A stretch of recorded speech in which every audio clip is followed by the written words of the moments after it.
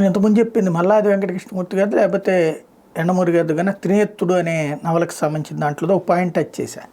అది మొత్తం బాగా 4-5 సార్లు చదివి అందుకని బాగా గుర్తు అనమాట. అందులో హీరోకి సలహా ఇస్తుంది హీరోయిన్, ఇదే అందులో ఉన్న ఒక ముఖ్య పాత్రధారి బాధితురాలైనటువంటి ఒక మంచి ఇంటలెక్చువల్ పర్సన్.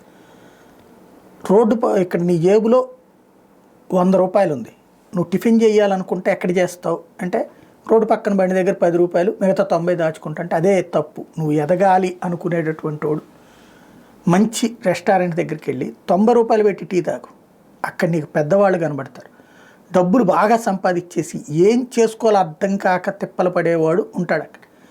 వాళ్ళ యొక్క అవసరాన్ని కనిపెట్టి వాళ్ళకి సరైన సలహా ఇచ్చి నువ్వు పార్ట్నర్షిప్ చేసుకోగలిగితే, చేరుకోగలిగితే ఆ తర్వాత ఫ్యూచర్ ఉంటుంది అనేటటువంటిది దానికి అనుగుణంగా అతను ఎదిగినటువంటి ట్రెండు ఇది నడుస్తుంది.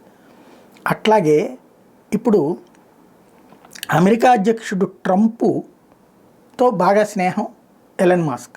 ట్రంప్ కష్టానికి తగినటువంటి విధంగా ట్విట్టర్ లాక్కుని ఎలన్ మాస్క్ ట్రంప్కి సహకరించాడు.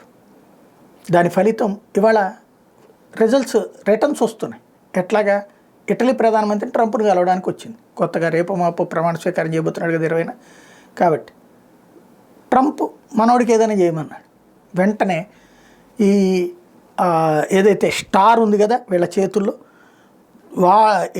దీంట్లో ఇటాలియన్ ప్రైమ్ మినిస్టరు ఏది తాజాగా కుదుర్చుకున్నటువంటి ఒప్పందం ప్రకారం, ఎలన్ మాస్క్తో కుదుర్చుకున్నటువంటి ఒప్పందం ప్రకారం 1,000 కోట్ల రూపాయలకు సంబంధించి $1.6 బిలియన్, రూపాయి కాదు 2 కాదు, $1.6 బిలియన్ ఒప్పందం స్పేస్ ఎక్స్తో డీల్ కుదిరింది.